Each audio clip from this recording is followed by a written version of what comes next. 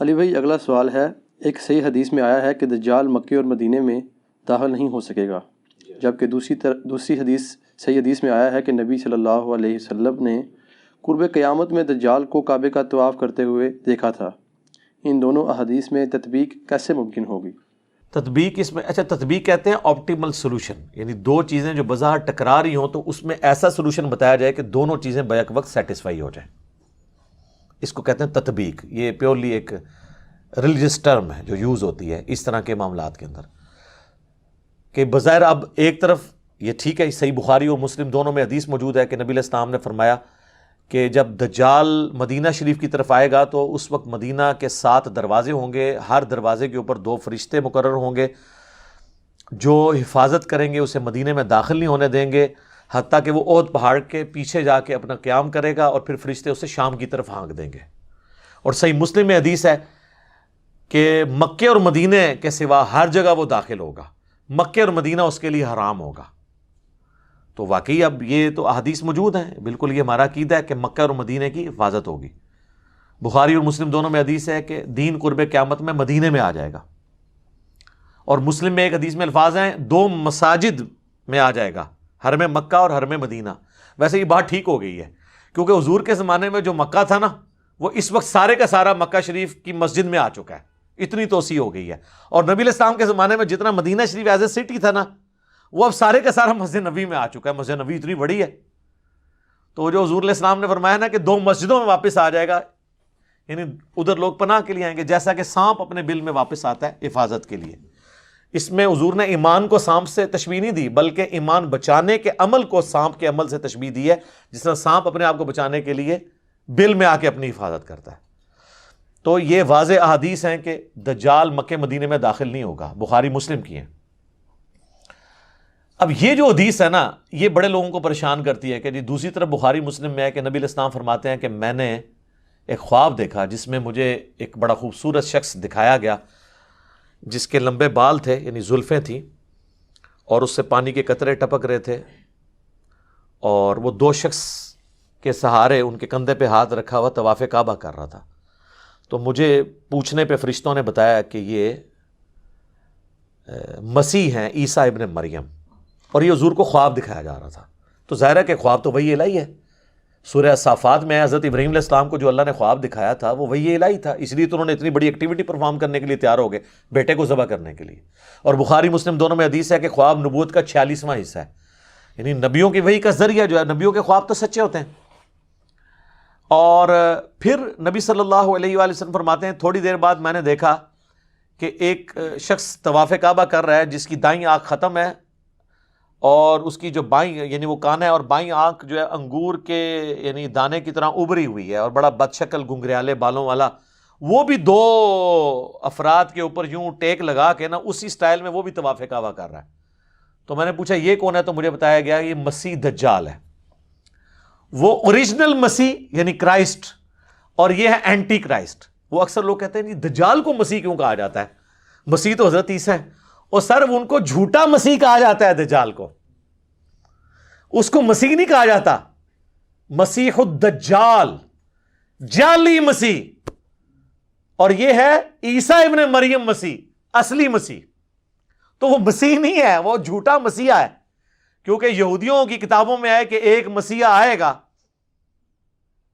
بنی اسرائیل کے اندر۔ وہ مسیح آیا، ان کو سمجھاتا رہا، انہوں نے اس مسیح کے قتل کے فتوے جاری کیے، اس کو اللہ نے اوپر اٹھا لیا۔ کون؟ عیسیٰ ابن مریم۔ لیکن ان کو پتہ ہی نہیں چلا۔ اب جب وہ دجال آئے گا نا، وہ کہیں گے اچھا یہ ہے ہمارا مسیحا، تو وہ دھوکہ کھا کے اس دجال کو عیسیٰ ابن مریم کی جگہ مسیح مان لیں گے اپنا۔ یہ نہیں ہے کہ وہ کوئی یہودی اللہ کے ماننے والے نہیں ہیں، ایسا نہیں ہوگا، وہ دھوکہ کھا جائیں گے، اور اللہ کا ان پہ یہ عذاب ہے کہ انہوں نے پیغمبروں کے ساتھ جو ہے وہ غداری کی ہے، تو اس کی سزا وہ بھگتیں گے۔ تو وہ نبی علیہ السلام کو بتایا گیا یہ مسیح دجال مسیح، دجل کہتے ہیں نا دھوکہ دینے والے کو، جعلی مسیح، اسی ہم انگلش میں اسے کہتے ہیں کرائسٹ، عیسیٰ ابن مریم کو اس کو کہتے ہیں اینٹی کرائسٹ۔ لیکن یہ واقعہ خواب کا ہے، خواب کا واقعہ تشبیہ کے طور پہ ہوتا ہے، ایکچول نہیں ہوتا۔ مثلا بخاری اور مسلم دونوں میں حدیث ہے نبی علیہ السلام فرمایا میں نے خواب میں دیکھا کہ میرے ہاتھ میں 2 سونے کے کنگن ہیں، تو میں اس کی وجہ سے بڑا پریشان ہوا، پھر میں نے اس پہ پھونک ماری تو وہ غائب ہو گئے، اور اس کی تعبیر میں نے 2 جھوٹے پیغمبروں سے کی ہے جو ظاہر ہوں گے، اور وہ حضور کی زندگی میں ظاہر ہو گئے۔ وہ مسلمہ کذاب تھا، تو دوسرا اسود، یہ 2 حضور کی زندگی میں ظاہر ہو گئے۔ اب حضور نے کبھی سونے کے کنگن پہنے ہیں زندگی میں، یا اس خواب کے بعد کبھی پہنے؟ لیکن خواب میں ایسی چیز دکھائی گئی جو تشبیہ کے طور پہ تھی۔ خواب ایک ڈپارٹمنٹ ہی الگ ہے۔ صحیح بخاری میں نبی علیہ السلام نے غزوہ احد سے پہلے خواب دیکھا کہ آپ کے سامنے ایک گائے ذبح ہو رہی ہے اور اتنا خون نکل رہا ہے اس کا، تو نبی علیہ السلام جو ہے نا گھبرا گئے۔ آپ کو پتہ چل گیا کہ میرے اصحاب اس میں شہید ہوں گے، 70 کے قریب صحابہ شہید ہوئے، مدینے کا کوئی گھر نہیں تھا جس میں میت نہ گئی ہو، تو ایک بہت بڑا لاس تھا حضور علیہ السلام کے لیے، واضح ایک فتح شکست میں بدل گئی۔ وہ چند تیر اندازوں کی حضور علیہ السلام کی نافرمانی کرنے کے سبب بعد میں اللہ نے معاف کر دیا، سورہ ال عمران میں پوری کمنٹری آئی۔ بہرحال اس میں نبی علیہ السلام نے اس گائے کے خون کی تشبیہ اس سے کی، یعنی اس طرح کے خواب میں بعض اوقات کوئی مناظر دکھائے جاتے ہیں۔ تو دجال والا جو منظر ہے یہ خواب کا، اس سے یہ ثابت نہیں ہوتا کہ دجال طواف کعبہ کر رہا ہوگا، یہ ثابت نہیں ہوتا، اور اگر کسی نے اس کو دھکے سے ثابت کرنا ہے تو وہ اپنی عقل کا علاج کروائے۔ حضور علیہ السلام کو تمثیل کے طور پہ دکھایا گیا۔ بعض نے ویسے یہ کہا کہ اس طواف سے مراد یہ ہے کہ وہ کعبے، خانہ کعبے کے باہر، یعنی مکے کے باہر گھوم رہا ہوگا اور کوشش کرے گا کعبے میں داخل ہونے کی، یہ بھی تعبیر ہو سکتی ہے، لیکن یہ دور کی ہے، ضرورت ہی نہیں، خواب کی چیز ہے کوئی فزیکلی۔ بعض کہتے ہیں کہ یہ دجال اس وقت طواف کر رہا ہوگا جب ہی اس کا فتنہ ظاہر نہیں ہوا ہوگا، جب فتنہ ظاہر ہوگا پھر وہ داخل نہیں ہوگا۔ یہ دور کی تعویلات ہیں۔ میرے نزدیک سب سے بیسٹ تعویل، میں نے آپ کو اتنی مثالیں دی ہیں کہ خواب میں جو منظر دکھایا جاتا ہے ایگزیکٹلی وہ منظر نہیں ہوتا، وہ ایک تمثیل ہوتی ہے۔ تو حضور علیہ السلام کو بیسیکلی پہچان کرائے گی کہ یہ جھوٹا مسیح جو ہے وہ اس شکل کا ہے، سچا مسیح اس شکل کا ہے، اور دونوں کو ایک ہی اینگل میں دکھایا گیا۔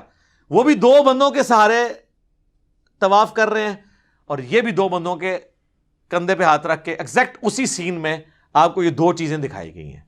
تو لہٰذا یہ جو بعض لوگ سمجھتے ہیں کہ یہ احادیث میں تضاد ہے، تو احادیث میں تضاد موجود نہیں ہے۔ باقی وہ بعض لوگ کہتے ہیں وہ جساسہ والی حدیث کے اوپر کوئی ورڈکٹ دیں، ابن سیاد والی حدیث کے اوپر کوئی ورڈکٹ دیں۔ میرے بھائی دجال صرف ایک مسیح دجال ہی نہیں آنا۔ ابو داؤد ترمذی میں حدیث ہے کہ نبی علیہ السلام فرمایا قیامت اس وقت تک قائم نہیں ہوگی جب تک 30 جھوٹے دجال نہ پیدا ہو جائیں۔ تو دجال ایک سے زیادہ آنے ہیں۔ غلام احمد قادیانی بھی ان دجالوں میں سے ایک دجال ہے، کیونکہ اس میں ہے کہ ان میں سے ہر ایک دعویٰ کرے گا کہ میں اللہ کا پیغمبر ہوں۔ یہ دجال بھی پہلے پیغمبر ہونے کا دعویٰ کرے گا، پھر خدائی کا دعویٰ کر دے گا۔ بخاری مسلم میں یہاں تک آتا ہے اس کے حکم سے بارش برسے گی، وقتی طور پہ، آزمائش کے طور پہ زمین اگائے گی تاکہ جو بزرگوں کے ماننے والے ہیں وہ فوراً اس کو بزرگ مان لیں۔ اسی تو پھر بھی نہیں مننا، سانو تو فرق نہیں پیندا، اسی تو کہنے سانو دکھاؤ قرآن دی سی کتنے لکھا ہے کہ تو آنا ہے بھائی۔ وہ آتا ہے نا بخاری مسلم میں کہ ایک مومن کھڑا ہوگا اور وہ کہے گا تو دجال ہے، وہ کہے گا میں تجھے قتل کر کے 2 ٹکڑے کر کے تجھے زندہ کروں گا، اور وہ یوں کر بھی دے گا، اس کے 2 ٹکڑے کرے گا، اس کے درمیان چلے گا، پھر 2 ٹکڑے جوڑ کے زندہ کرے گا۔ وہ کہے گا دیکھ خدا ہی یہ کام کر سکتا ہے نا، تو میں خدا ہوں۔ وہ کہے گا کہ تیرے اس عمل نے میرے ایمان میں اضافہ ہی کیا، مجھے تو حضور کی بات پہنچی تھی کہ وہ اس طرح کرے گا، اب تو میرے قتل پہ قادر نہیں ہو سکے گا۔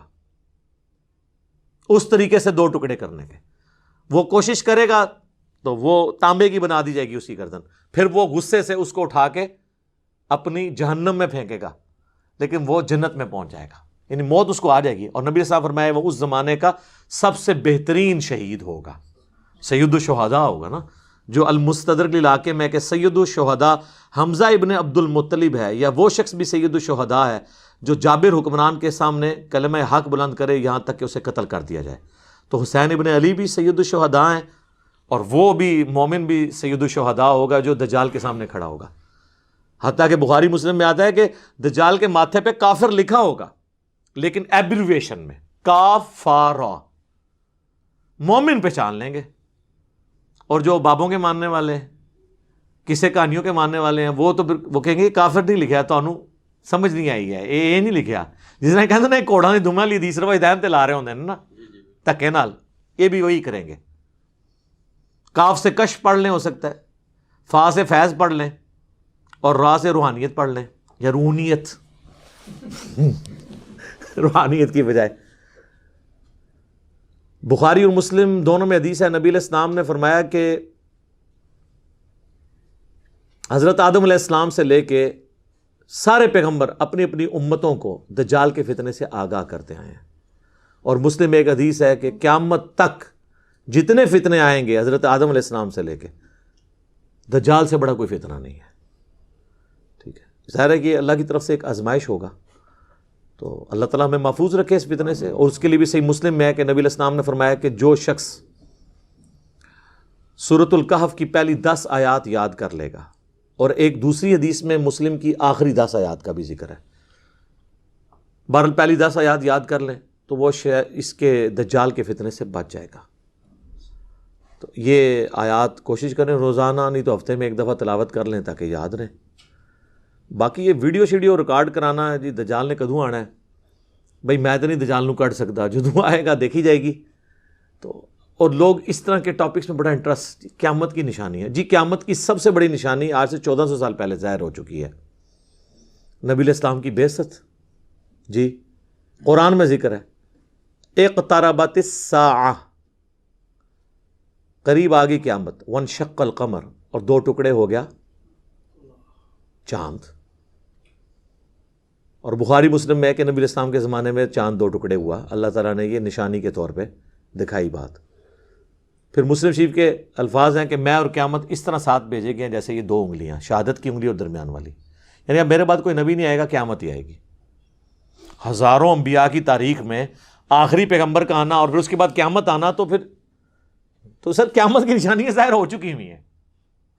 باقی جو آپ قیامت کی نشانیاں ظاہر کرتے ہیں نا, کوئی الٹا کام ہو جائے تو کہتے ہیں قیامت کی نشانی ہے. پھر میں کہنا یہ ساری نشانیاں پاکستان ہی پوریاں ہو رہی ہیں نے, باہر دے ملک دے لوگ سکون کی زندگی گزار رہے ہیں. مہنگائی ہو جائے کہتے ہیں قیامت کی نشانی, بیسک نیڈز پوری نہ ہو قیامت کی نشانی, ہیومن سیکیورٹی نہ ہو کہتے ہیں قیامت کی نشانی. تو وہاں تو نشانیاں پھر ریورس ہو رہی ہیں. دبئی میں جائیں کوئی ڈاکہ مار کے بتائے, کوئی چوری کرے, 0 پہ کرائم ریٹ لے آئے ہیں وہ تو پھر لگتا ہے قیامت سے بہت دور جا رہے ہیں.